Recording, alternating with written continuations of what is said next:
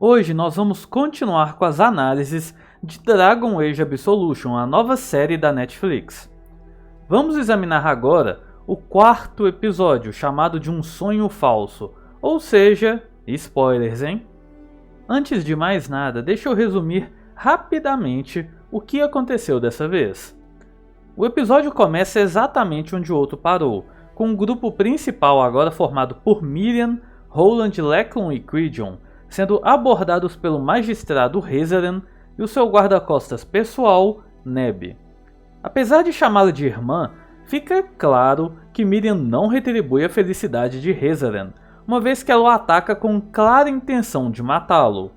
Ainda assim, Hezaren ordena que Neb a subdua enquanto ele mesmo lida com os outros três. Após uma breve luta, Hezaren paralisa os seus adversários e impede Neb de finalizar Miriam, a qual acaba descobrindo que o seu adversário é na verdade o corpo reanimado de seu irmão morto anos atrás. Miriam mais uma vez tenta atacar Hezaren, mas é forçada a recuar quando Tássia e seus cavaleiros chegam à cena. Ainda assim, ela acaba ferida por uma flecha, fazendo com que Quidion seja forçada a carregá-la. Tássia e Hezaren chegam até a discutir, e aqui Hezaren revela a verdade. Miriam era uma escrava de sua família, a qual foi criada e treinada para se tornar uma assassina pessoal de Hezaren. Mesmo assim, os dois cresceram juntos e o magistrado acabou desenvolvendo um relacionamento de irmão com ela. Desesperado para encontrá-la, Hezaren pega um pouco do sangue de Miriam, pretendendo usar magia de sangue para encontrá-la. Tássia, apesar de ser totalmente contra a magia de sangue e até mesmo ameaçar denunciar Hezaren para o Divino, deixa o local, permitindo assim que o magistrado realize o seu ritual. Após repederificar o dragão da Câmara do Círculo Infinitus, Hezaren faz exatamente isso, usando magia de sangue para rastrear Miriam e adentrar em seus sonhos. Quanto à Elfa, ela e o restante do grupo escapam e retornam ao seu esconderijo, onde Quidion tenta e falha em curar Miriam, por causa do ritual de Hezaren. Em seus sonhos, Miriam confronta Hezaren sobre o passado, dizendo que eles nunca foram irmãos, mas que ela era apenas uma propriedade da família dele. Aliás, lembrando que durante a superação de Hezaren, a mãe do magistrado estava mais do que disposta a sacrificar a vida de Neb para impedir que o seu filho fosse possuído e se tornasse assim uma abominação. É aqui também que Hezaren revela o seu sonho para o futuro. Ele quer usar o Círculo para restaurar a alma de Neb, para que, quando ele eventualmente se tornar o novo divino da Chantria Imperial de Tevinter, ele, Miriam e Neb possam trabalhar juntos para tornar Tevinter um lugar melhor para todos. Ainda assim, Miriam recusa se unir a ele, dizendo que nunca mais será uma escrava de novo. Cansado de tentar convencê-la, Hezaren ameaça matar Hira, a qual foi presa, a menos que Miriam devolva o Círculo Infinitus para ele. Antes de libertá-la, Hezaren a cura de seu ferimento, e quando Miriam acorda, ela, junto de seus companheiros, decide retornar ao Palácio do Divino para resgatar Hira, terminando assim o quarto episódio. Esse é um episódio com muita coisa para discutirmos, e praticamente tudo está de alguma forma relacionado ao mesmo personagem, Hezaren, o antigo dono de Miriam e vilão de Dragon Age Absolution. Começando pelas coisas que estão apenas relacionadas a ele, vamos falar do Neb.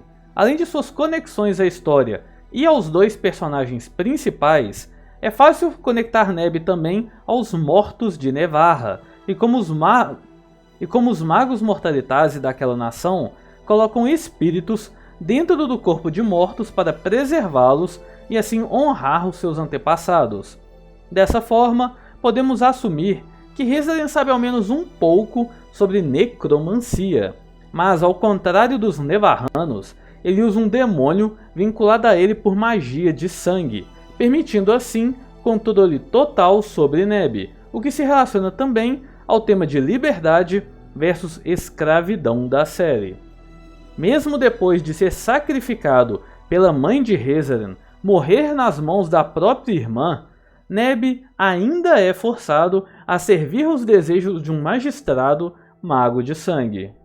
E falando em magia de sangue, esse episódio mostra bem também a questão da magia de sangue em Tevinter. Apesar de ser uma prática que os fãs sempre relacionaram muito a essa nação, as coisas não são tão simples quanto nós imaginamos. A verdade é, no fim das contas, magia de sangue é sim oficialmente proibida em Tevinter, mas é também uma espécie de tabu aceito, desde que mantido em segredo. A série mostra bem isso com Tássia, a qual não apenas desaprova fortemente de magia de sangue, mas chega a ameaçar Rezaren com informar o divino, o que poderia muito bem arruinar as chances de Rezaren de suceder o líder da Chantry Imperial. Mesmo assim, até mesmo a Tássia acaba cedendo em fazer vista grossa, permitindo que Rezaren use sim magia de sangue desde que seja em algum lugar onde ela não esteja presente. Novamente, é uma prática proibida, mas os mais poderosos e os mais influentes a usam constantemente. O próprio Rezaren, aliás, parece ser um mestre dessa arte proibida.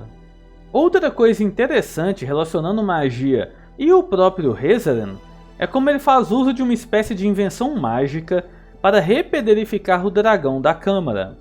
Apesar de magias com esse efeito não serem realmente algo novo na série, existe uma magia de pederificar tanto em Dragon Age Origins quanto em Dragon Age 2, mas fazer o mesmo com um dragão é algo totalmente diferente. E lembrando que Tevinter absorveu muita coisa dos elfos antigos, eu me pergunto se essa máquina poderia estar de alguma forma representando ou ser baseada na magia que vemos Solas usar para pederificar os seus oponentes, mas obviamente de uma forma muito mais limitada, requerendo diversos mecanismos e correntes para conectar o dispositivo ao dragão. Voltando um pouquinho para a magia de sangue, no começo eu pretendia mencionar como é estranho que Rezaren seja capaz de adentrar nos sonhos de Miriam usando esse tipo de magia. Mas aí eu lembrei que nós tecnicamente já vimos isso antes, lá atrás em Dragon Age Origins com o Joan. Mas naquela época era necessário tomar totalmente a força vital de uma pessoa para fazer isso, enquanto Rezaren só precisa de algumas gotas de sangue. Por mais que isso possa parecer um problema, eu acho que é até justificável, porque vamos ser sinceros, quem vocês acham que é mais poderoso e que conhece mais sobre o uso da magia de sangue? Rezaren, que é um poderoso magistrado de Tevinter e o provável futuro divino, ou esse merdinha aqui, o Joan? É meio difícil comparar os dois, né? O que eu acho realmente interessante é que em Origins, um mago que realizasse esse ritual não podia entrar no imaterial ele mesmo, ele precisava mandar outro mago. Aos poucos isso foi mudando, em Dragon Age 2 nós podemos permitir que qualquer pessoa, seja maga ou não, fizesse a jornada, e agora o próprio Rezaren é quem conjura o ritual e quem entra no imaterial. Novamente, pode ser explicado com a questão de Tevinter, e talvez o conhecimento mágico dele seja maior que os dos Círculos do Sul, assim como o da Zeladora Maretari, mas eu achei que valia pelo menos a pena mencionar essa diferença aqui. E levando em consideração as diferenças entre o Sul e o Norte, entre Ferelden, Orlais e Tevinter, nós vemos mais uma vez que até mesmo os magos de Tevinter são obrigados a passar pela superação, o ritual desenhado para provar que um mago está apto a não ser possuído por demônios. A diferença é que enquanto no Sul, um mago que falha é imediatamente morto pelos Templários, em Tevinter, quando o mago em questão é um magistrado, uma pessoa muito importante, um filho de magistrada, por exemplo, pode ser que um escravo seja sacrificado para salvar o mago em questão, o que quer dizer que Rezaren, tecnicamente, nunca passou pela sua superação. Isso também mostra mais ainda o quanto a visão de Rezaren sobre sua suposta irmandade com Miriam e Neb era algo totalmente falso e produto apenas de sua própria cabeça. Mesmo que ele acreditasse nisso e tivesse carinho real pelos dois, nada muda o fato que ambos eram apenas propriedade de sua família, foram criados e treinados para servi-lo, e podem até mesmo ter suas vidas tomadas para salvar a dele. Basicamente, não é realmente um relacionamento familiar, onde todos são iguais, mas sim um relacionamento de servitude forçada. Isso, aliás, é ecoado em outra cena desse episódio, que mostra que, mesmo no sonho final de Hazaran, em seu mundo mais perfeito, onde ele é o divino, tanto Miriam quanto Neb ainda são apenas servos dele. Enquanto Hazaran se senta no trono, os dois estão abaixo, mais uma vez o servindo. Por mais que ele possa ter sim boas intenções, fica óbvio que Hazaran é uma pessoa extremamente manipuladora e egocêntrica, acreditando que está consertando o erro de Miriam, e que ele sabe melhor o que é bom para ela. Além disso, em nenhum momento ele sequer tenta entender todos os lados e os problemas da situação no geral, simplesmente assumindo que ele está certo e que Miriam está errada. Obviamente, Hazaran é o tipo de pessoa incapaz de enxergar o seu próprio privilégio, mesmo quando comparado aos próprios escravos, algo que fica claro em outra cena anterior, quando ele menciona que todos eles estavam presos sem considerar a diferença entre ele simplesmente ter uma mãe rígida e literalmente ser escravizado, né, gente?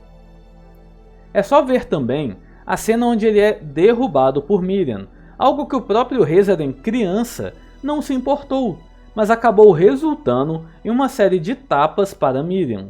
Não importa que ele não seja culpado, mas sim que ele é incapaz de perceber a diferença entre as duas situações.